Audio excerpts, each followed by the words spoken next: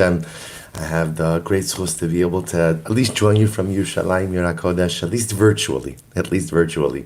So I want to begin by first of all, to thank Maishi and Jeremy for, of course, as always, making this possible and working so hard to ensure that I'm able to continue to give shir even if I'm not there, and that I'm able to have this chesed with all of you.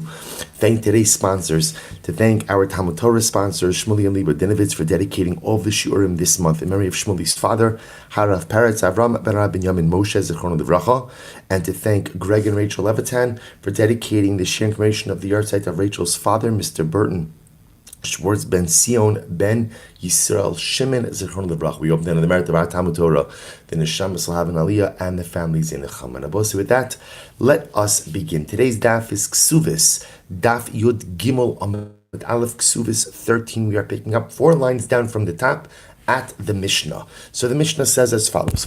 So the Mishnah says as follows. Sorry about that. Mishnah says, Hi omeres mukas eitz ani, v'hu omer lo ki ela drusas ishat. An interesting case. She claims, again, couple gets married, she's not a basula. So she claims, you're right, I'm not, in other words, I don't have basulim, but that's a result of mukas eitz, an injury. He claims, no, you're not mukas eitz, but rather there's no basulim because you were with another man. So what's that? Rabbi Gamliel, Rabbi Eliezer, omrim ne'emenes. Rabbi Gamliel and Rabbi Eliezer say that she is believed. So remember again, this is the same Rabbi Gamliel and Rabbi Eliezer that we already saw in the last Mishnah as well, that halacha l'maisa, we believe her. She has a cheskas kashrus, and ultimately, again, we take her word. Now, the truth is, we also assume that Rabbi Eliezer and Rabbi Gamliel are motivated by the halachic concept of bari v'shema bari adif. That when you have 2 claims, one a definitive claim, one a possible claim, we always go with the definitive claim. So in this case, she's claiming bari, she's claiming again a mukas eitz. He can't make a definitive claim, and most he's claiming is a possibility. So therefore, bari v'shema bari adif. So the Gemara goes on. So the Gemara's Rabbi Yoshua says, no, lo mipi anu chayin. We literally, again, we do not live based on her word. Just because she says something doesn't automatically make it fact. Ela harezu becheskas drusas ish ad shetavi raya lidvareha. But rather, again, in fact, we will go ahead and assume that halacha l'maisa, the reason she's not a basula is because she must have had relations with another man, and therefore halacha l'maisa, and the burden of proof is upon her. So this is the same machlokus we had in the previous Mishnah. Rabbi Gamliel and Rabbi Eliezer saying ultimately bari v'shema bari adif. She's making a bari claim, he's making a possible claim. Therefore, halacha l'maisa, we believe her. Versus Rabbi Yoshua says not necessarily. Again, the burden of proof is upon her. So says the Gemara, ta'anasayu b'mai. So the Gemara asks an interesting question. Rashi says over here, mahi tovaso umahu rotzalitin. What are they arguing about? In other words, practically, I understand the difference in claims, but lamaisa, what is it that she's claiming from him, and what is it that he's counterclaiming, or what is it that he's willing to do?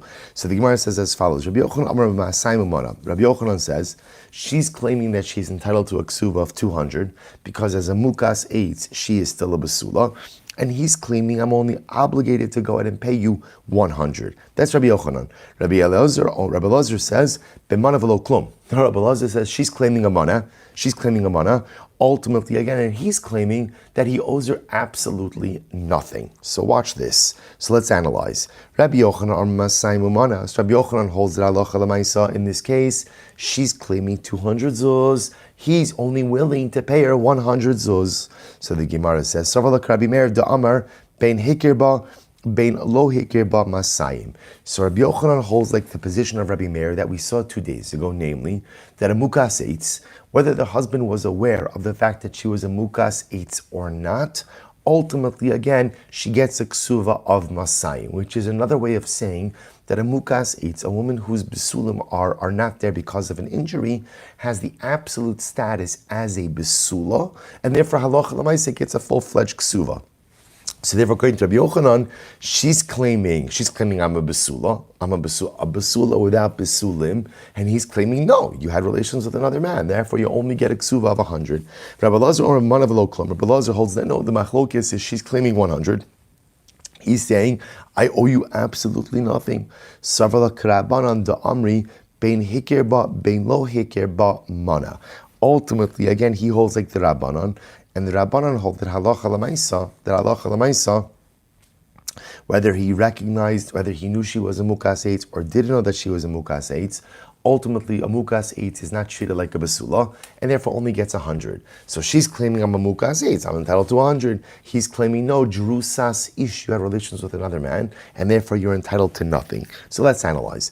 So Bishlam Rabbi Lazar lo Amar Rabbi Yochanan. So I understand why Rabbi Lazar doesn't hold like Rabbi Yochanan. Why? To kamoki la kirabanan.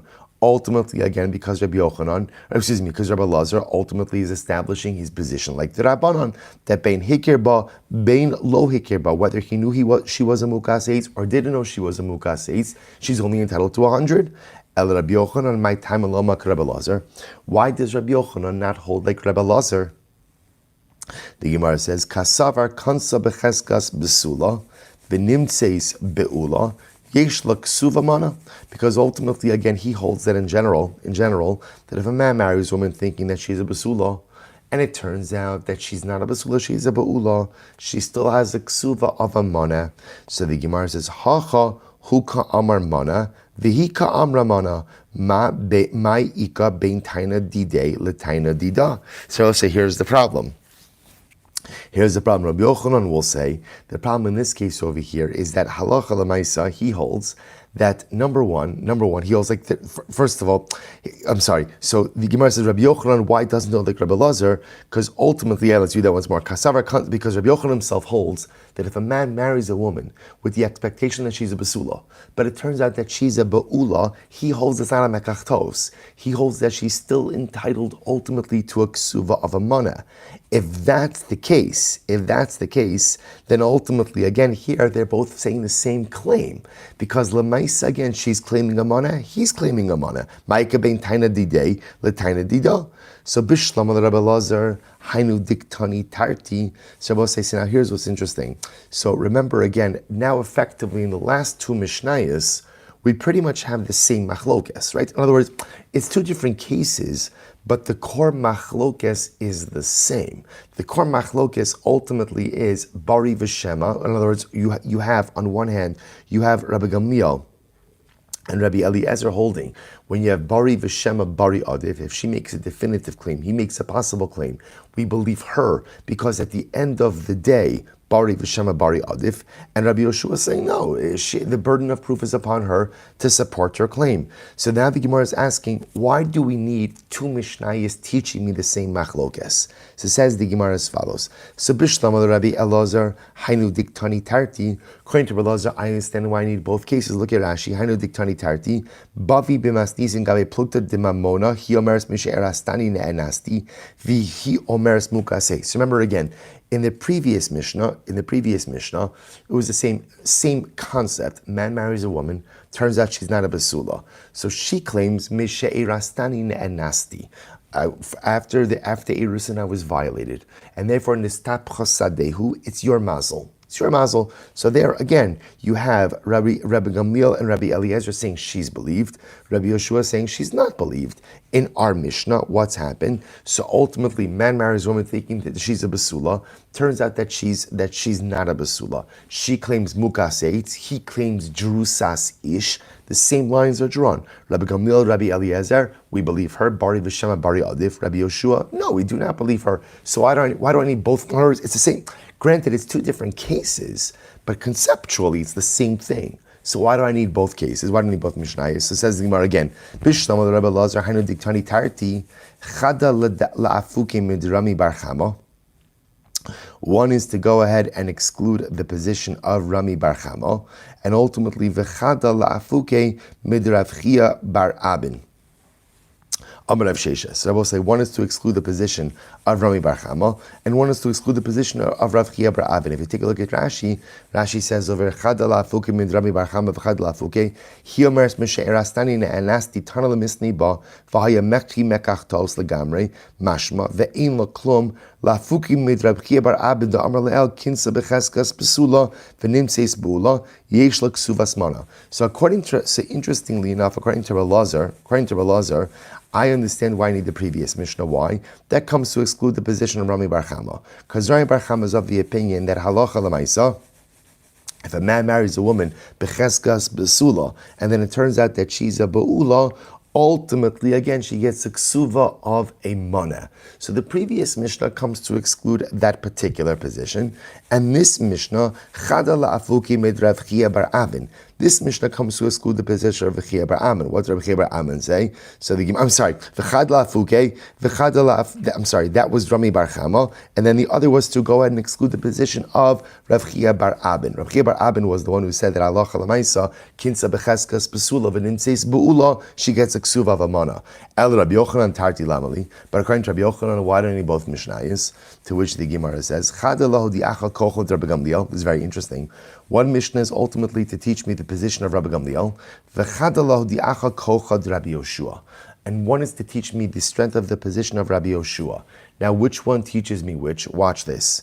Kamaisa lahu di'achal kochot Rabbi Yoshua. They both say the previous Mishnah teaches me the strength of Rabbi Yoshua's position. Now remember again, Rabbi Yoshua is of the opinion, lo mi piha anu chayin. Literally, again, we do not live based on what she says. We don't trust her just because she says something doesn't automatically mean we take her word. So what does this mean?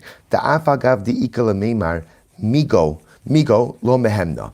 I will say, remember again, in the previous Mishnah, okay, let's just bring kind of everything together over here. In the previous Mishnah, Reuven marries Rachel thinking that she's a basula. It turns out that she's not a basula, or at least she doesn't have basulim. Okay, she claims mishe'irastani ne'enasti, after Eris and I was violated. So let's skip down to Rabbi Yeshua. Rabbi Yeshua says she's not believed. No mi pion chayin. So says the Gemara something very interesting. So Rabbi Yochanan will say the previous Mishnah, that Mishnah mishe'irastani ne'enasti, teaches me the strength of Rabbi Yeshua's position. Why? Because in that Mishnah she had a migo. What was the migo? She could have said mukas eitz. So even though she has a migo, Rabbi Yeshua still doesn't believe her. Basraisa, the Mishnah we just read, Lahodi acha kocha de Rabbi Gamliel. So this Mishnah that we just read, namely again the case of ultimately where he discovers that she's not a basula, she claims mukas eitz. He claims drusas ish. So this Mishnah comes to teaching the strength of Rabbi Gamliel's position. Why? Ta'afagav deleka migo. See, in this case, there is no migo. Why is there no migo in this case? Because she's claiming mukas eitz. If she's claiming mukas eitz, there's no longer any migo. Yet Rabbi Gamliel still believes her. The Gemara says, Afagav deleka neimar migo mehemna. Good, beautiful. So therefore, I will say, even though both Mishnayos really seem to be, it's the same machlokas in both places, halacha l'maisa, both Mishnayos are novel in what it is that they teach. I'll point out, I think I mentioned this in yesterday's shir already, that Rambam and the Shulchan Aruch ultimately paskin like Rabbi Gamliel and Rabbi Eliezer in these cases, that halacha l'maisa, we're going to side with her claim because of the bari v'shema, bari adif in both of these cases. Good. Says the Mishnah. What's the next Mishnah? A very interesting case. Ra'uha midaberes im echad. They saw her speaking with someone. So again, in this case over here, there's Rachel, and they see Rachel speaking with someone. Now, we'll discuss exactly what speaking means. So what the Gemara says, Va'amru lo ma tivo shel ish zeh. So what's the nature of this guy? Who is this guy you were talking to? And she says, ma tivo shel ish zeh. Ish ploni v'kohenu.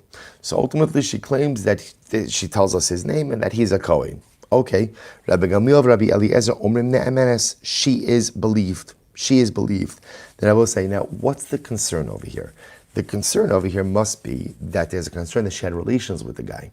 Right? So the shaila is like this. The shaila is, do we assume that the individual, the man who she was quote unquote talking to, is he a kosher? Is he someone who is genealogically fit and therefore relations with him does not impact her regarding future plans to marry into the kahuna? Or do we have to assume that he's pasul, right? That he's genealogically invalidated and therefore halacha l'maisa, based on the quote-unquote speaking with him, she can now no longer marry into the kahuna. So the Gemara says, Rabbi Gamliel says, no. Rabbi Gamliel, Rabbi Eliezer will say, now again, it's the third Mishnah, same idea. We believe her, but she's making a definitive claim. We don't have any proof to the contrary, and therefore halacha l'maisa, we will believe her. So Rabbi Gamliel, Rabbi Eliezer, Omer Ne'aman, so Rabbi Yeshua, Omer lo mipion chayin, ela harezu becheskas beula, linisin ulamamzer, ad shetavi raya lidvareha. Incredible. So whereas Rabbi Gamliel and Rabbi Eliezer say we believe her, Rabbi Yoshua will say, no, we know we just because she says something we don't trust it, and therefore halacha lamaisa we have to assume the worst until we know the contrary. We have to assume the worst until we know the contrary. Ultimately, again, we have to assume that the man with whom she had relations, or whom she was quote unquote speaking, ultimately again is in a sin, is a mamzer. Therefore, again, she now becomes psula to marry into the kahuna. Incredible.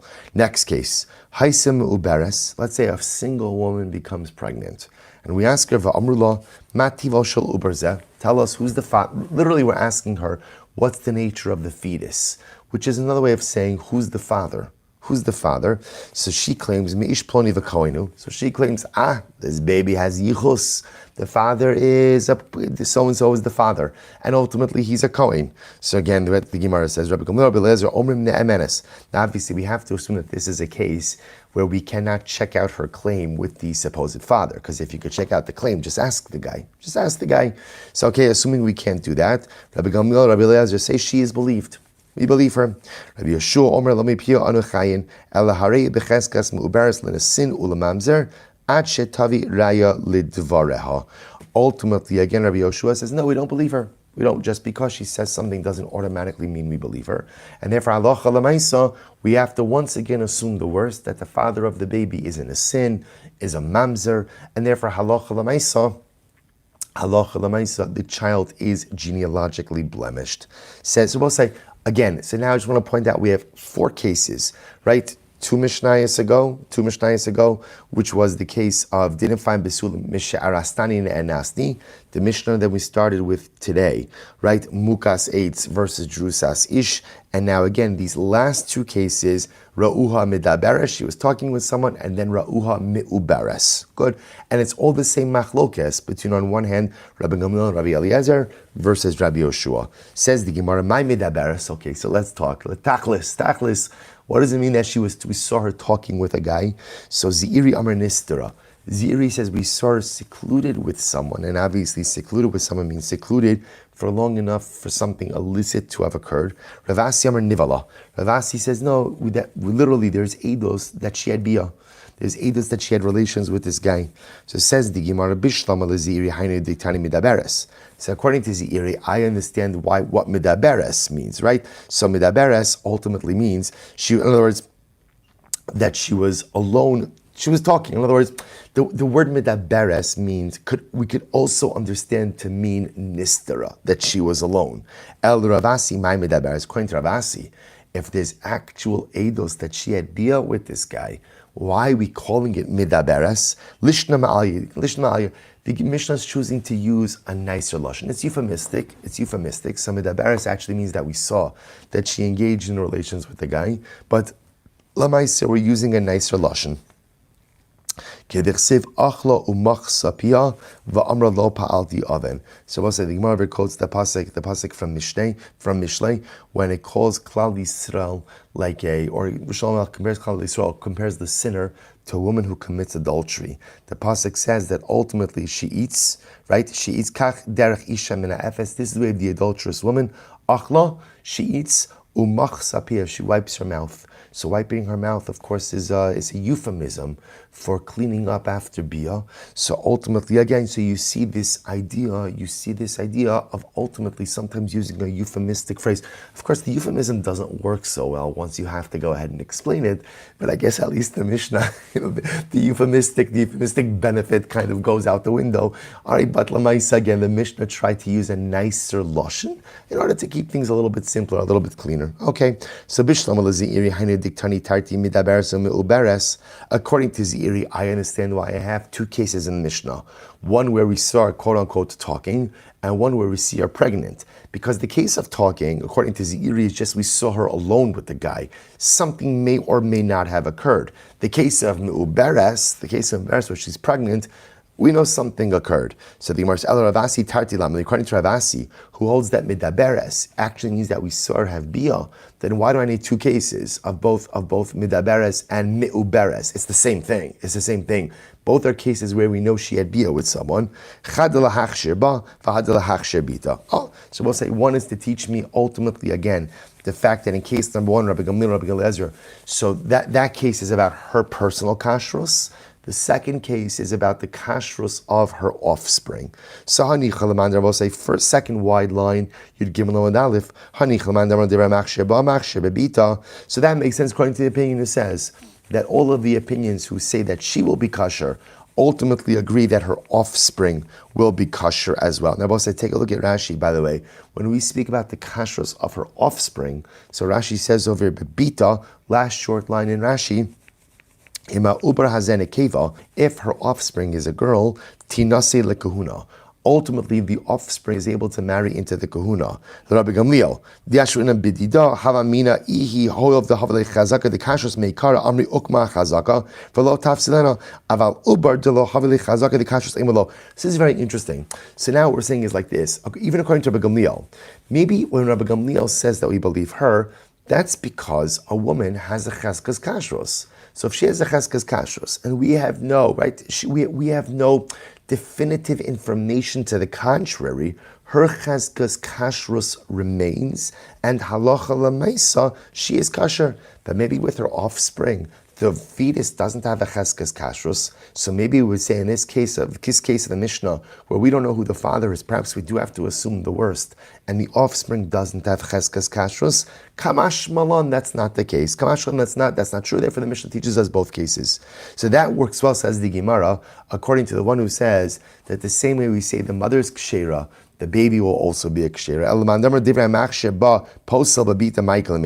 But according to the opinion who says that no, it's only the woman herself has a chazkas kashrus, but we don't apply the chazkas kashrus to the uber. What is there to say? Here we go. Ravasi Savar Ravasi himself holds that the one who says that the mother is kosher will also say that the fetus retains a chazkas kashrus as well. Amrli Rapapa Ziri. So Rapapa said to Ziri the following: My midaberes nistra. So we'll say, let's analyze a bit more. What does midaberes mean? Midaberes, when it says that again, the first case of the Mishnah, we start talking with someone nistra. That means they were alone for long enough for something to have occurred. And Rabbi Yeshua holds that halacha lemaisa is incredible. Rabbi Yeshua holds that halacha lemaisa, essentially, we see Rachel alone with someone, right? We ask her, who is it? She gives us a name. And she says, he's a Kohen, he's a kosher. Rabbi Yeshua says, we don't believe her. We don't believe her. We have to assume that it was a sin, that it was a mamzer. And therefore what that means is that now Rachel, who was just secluded with someone who we don't know. So number one, so we don't know who it was, and we don't even know actually for sure what happened in seclusion. Halacha l'maisa Rabbi Yeshua will say that she is psula to marry into the kahuna. So the Gemara says, is that true? HaRav malkin ala yichud vein osrin ala yichud. Rav says, listen to this. We give malchus for yichud, right? In other words, that remember yichud is that a man and woman who are not married or directly related to one another are not permitted to be alone with each other. That's a rabbinic prohibition. Actually, true, this is a machlokas. We'll go with the idea it's a rabbinic prohibition. So the halacha is that if a man and woman are violation of yichud, they get malchus. Rashi says malchus mardus, rabbinically, midarabanan. However, ve'ein osrin, but we do not declare a woman unfit to marry into the kahuna based on the fact that she violated the Isser Yichud. Look at Rashi. Ve'ein osrin, isha al baila b'shel yichud ba'ama. So here it's saying, let's say a married woman was alone with another man who was not her husband. We would not answer her to her husband based on yichud. Or I should say, we would not answer her to her husband if she violated the halachos of yichud. So what do you see from here? You see from here that yichud is aser. You might even get rabbinic malchus over yichud. But lamaisa yichud doesn't impact status. If that's the case, then how could Rabbi Yeshua go ahead and say, right? If we go according to Zeiri, that midaberes and the Mishnah doesn't mean bia, it just means stira, it just means they were alone with each other. Then how could Rabbi Yeshua say that she would be prohibited to marry into the kahuna based on this yichud?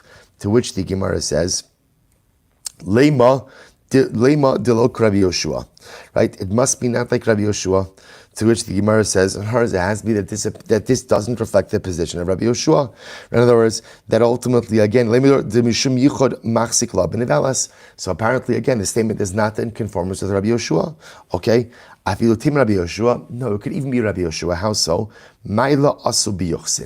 It could be that in general, Rabbi Yoshua would agree that yichud doesn't impact status. There's only one situation where yichud impacts status, and that's by the kahuna.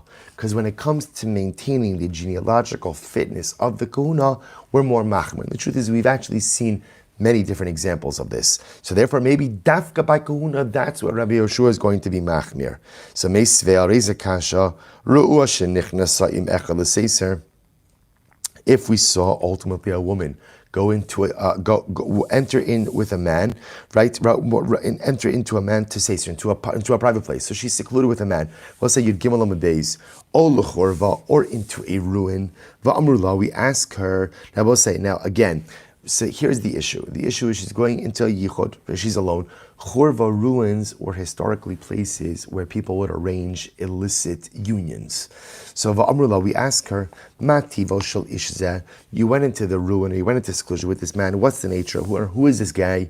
Right? Ma tivo shel ish zeh, and she answers us, zeh kohenhu, uben achi abahu, and she gives us the guy is a kohen, or he is uben achi, he is the son of my father's brother, my cousin. So what's the halacha? So in other words, the point is she's saying the person who I was alone with is someone ultimately who is genealogically fit. So Rabbi Elazar Omer ne'emenes. Rabbi Elazar say that she's ne'emenes, she's believed. Rabbi Yoshua Omer lo mi pia anu chayin ela hari zu b'cheskas b'ulinasin ulamamzer ad shetavi raya lidvareha. And again, we'll say here you have it. Rabbi Yoshua is saying that halacha l'maisa. No. If she went into yichud, we have to assume the worst. That she had bia, that the guy who she was alone with, and Rabbi Yoshua not only was there alone, but we have to assume bia occurred, that the guy is a nasin or a mamzer, until she brings proof that she had yichud, that she was alone with someone who was kosher. To which the Gemara says, Bishlam al-zi'iri, hainu diktani tarti, l'seiser or l'churva. So according to Zi'iri, I understand ultimately again why you need both of these cases. Both seiser, which ultimately means yichud in general, right? Or churva, which means a ruin. Now again, remember, Rashi points out over here, the churva is stama lebe'ila shumakum znus. El Ravasi, the Amar Nivala, but according to Ravasi, ultimately again, who says that Medaberes means Nivala, Tarti Lamali, why don't you both the case of Churva and Stira, Chada Katani, L'Seiser de Churva. Now, according to Ravasi, the way you would read this case is not as either or, Stira or Churva, but rather it's actually one phrase, L'Stira de Churva. She entered into the isolation, or isolation is the wrong word, not isolation, to the privacy, right? To the privacy of the churva. In other words, it's one act. But that's not what it says, right? In other words, the Brisa seems to indicate that it's two different things, l'seiser or l'chorva, to which the Gemara says, you're right. Chada l'chorva de masa, v'chada l'chorva de dabra. It's two different types of chorvas. One was a ruin in the city, and one was a ruin in the desert. Okay, so the Gemara says, what's the difference between these two? I'll say first of all, take a look at Rashi. Rashi says there's something very interesting. Chorva de masa, what does it mean, a ruin in the city? Stam bi'ilasa me'echad b'mnei ha'ir. It's very interesting. V'ika l'meimar bi'ir shrubi yisrael shem kamar. When it is a ruin in the city, listen to this, when a woman is alone with a man in a ruin in a city, we assume that the man who she was alone with was a man from that city. Now, in a case where, let's say, the majority of the city are Jews, are ksherim, then you could assume, based on Rov, that even if she had bia, it was with a kosher. Masha Enkin, Rashi says, the Dabra, Rashi says, Safek echad misofa olam balakan, verov ha'olam ovdei kochavim uposlim isha bebiasam lekuhuna. So supposed to listen to this. But if it was a ruin in the desert, Dabra literally means desert. What it means is an isolated place outside of the city. Anyone has access to that. You have to go after not the rov of the city, but the rov of the world. The rov of the world are ovdei kochavim, are psulim. over the world are psulim, and therefore halacha l'maisa you'd have to assume that if she had bia with a pasul, and ultimately now she'd be invalid. Utzrichi, the Gemara says, here we go. That's the difference between a chorva de masa and a chorva de dabra. Chorva de masa, if the city is ruin in a city, if the city happens to be Yisraelim, then you could assume the man with whom she had relations, whether Yisrael, rov ksherim, right? If it was a chorva de dabra, a ruin in the desert, then you'd have to assume that the man with whom she had relations was a pasul. So it says the Gemara Tzrichi. You need both cases. Why? If it would have just told me about a ruin in a city, I would say in that case, Rabbi Gamliel says that she's kosher. Why? Because if we assume that it was a city of Jews, the rov are Jews, that's why we could assume that even if she had bia in this seclusion, it was with a kosher. However, but ultimately, again, if it was a ruin in the desert, the rov psulin etzla, where we have to assume the majority of the people are psulim. Ultimately, again, Ema Mode Leil Rabbi Yoshua. Perhaps even Rabbi Gamliel would agree with Rabbi Yoshua that we would have to assume that she is a psula. V'ashmo'inon bahi come Rabbi Yoshua. And if we would have just at the previous case, in that case, Rabbi Yoshua says his position. Aval baha Ema Mode Rabbi Gamliel. But in the previous case, perhaps, or in this case, perhaps he would agree with Rabbi Gamliel. Therefore, tzricha. Therefore, I will say ultimately, again, both cases are necessary. So really, really quite fascinating. So I will say, so therefore, what we have up until now is as follows. What we have over here is first case in the Mishnah.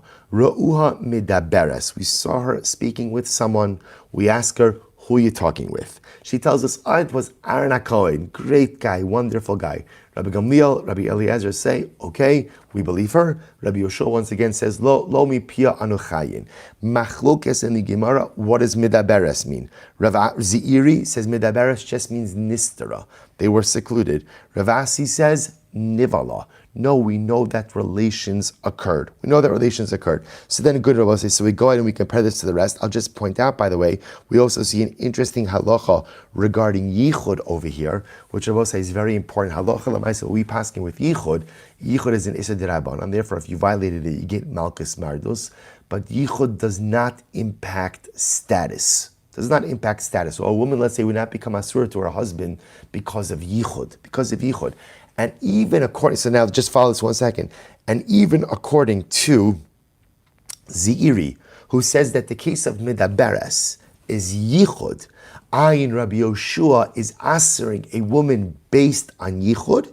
That's only because of the kahuna. That's only because ma'ala asabi yuchsin. Okay, so let's go weiter. Meisvei, let's raise the kasha. Zu edus sha'isha ksherala. This type of edus is an edus that a woman is believed for. Both say, what type of edus? Look at Rashi. Zu edus.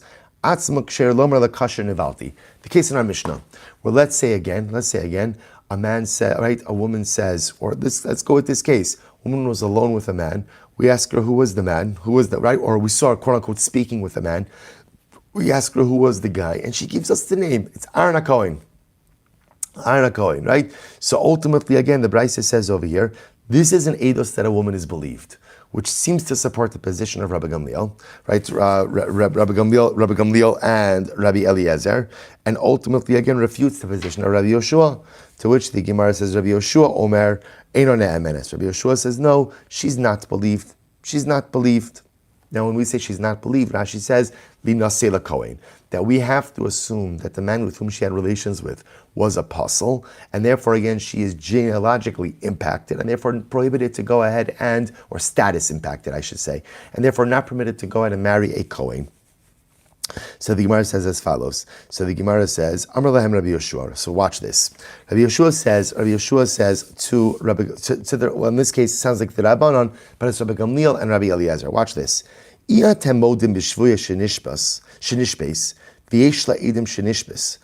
you not agree with me in the following case? Let's say a woman is taken captive, and there are witnesses that she was taken captive. Vihi omeres tahora ani, and she says, I was not violated by my captors. She'ena ne'emenes, that we don't believe her. Even though she says, I wasn't violated by my captors, we don't believe her. Amru lo aval. They said, yes, we agree with you in that case. Uma hefresh yesh bein zu lazu. To which Rabbi Yeshua says, so let me get this straight. So you agree with me in a case where a woman is taken captive, and there are witnesses to the fact that she was taken captive, and she says, but I wasn't violated. In that case, we do not believe her. Right? Rabbi Yeshua says, Rabbi Gamliel, Rabbi Elazar. They say, yes, we agree with you in that case of the Shvuya. So what's the difference between that case and this case? This case being, we saw her speaking with someone, and we assume that Bia occurred. We ask her, who was the man? She gives us a name. We shouldn't believe her. We shouldn't believe her.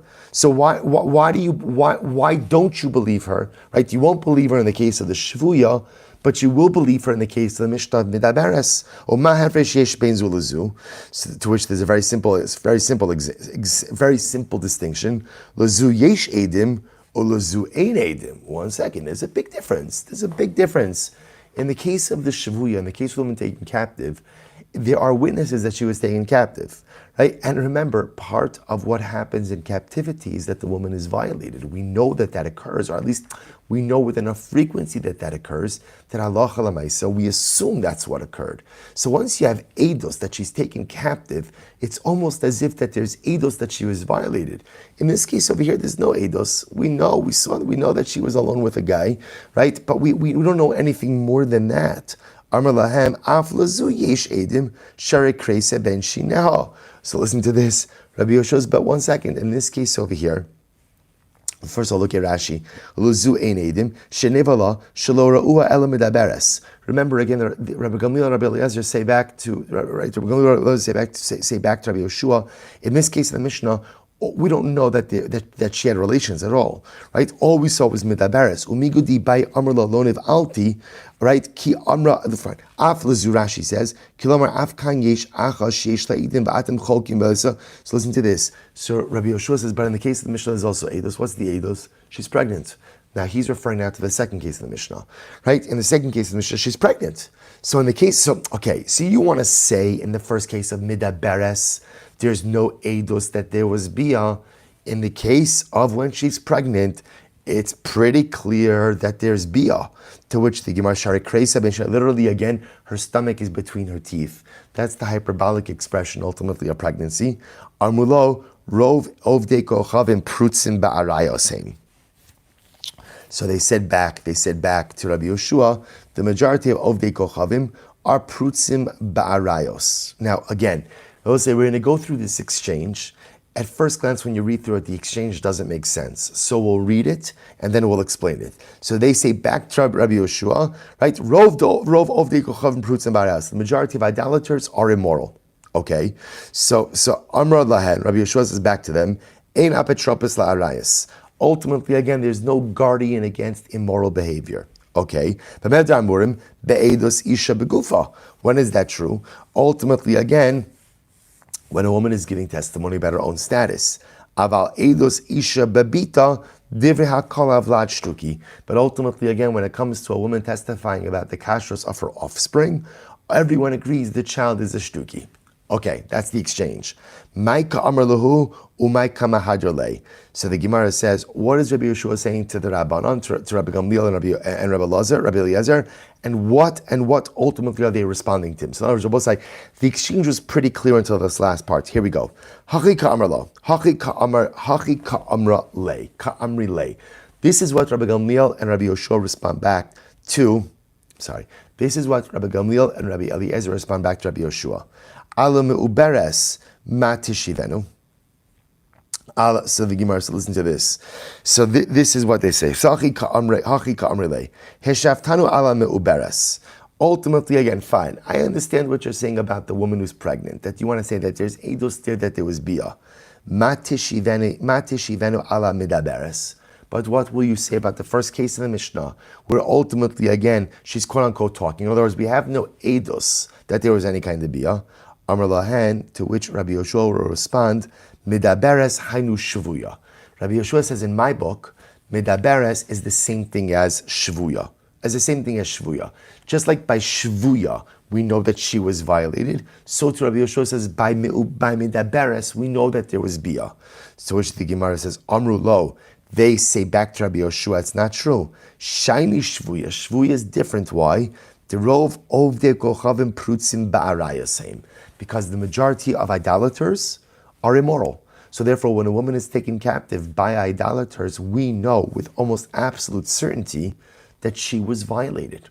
So Amar Lahem, Rabbi Yoshua said, but again, according to Rabbi Gamliel and Rabbi Eliezer, that's fundamentally different than the case of Midaberes. In the case of Midaberes, we don't know that anything happened. Amar Lahem, Rabbi Yoshua responds, Hanami kevan de estatir ein apetropis la'arayas. Rabbi said, this is incredible.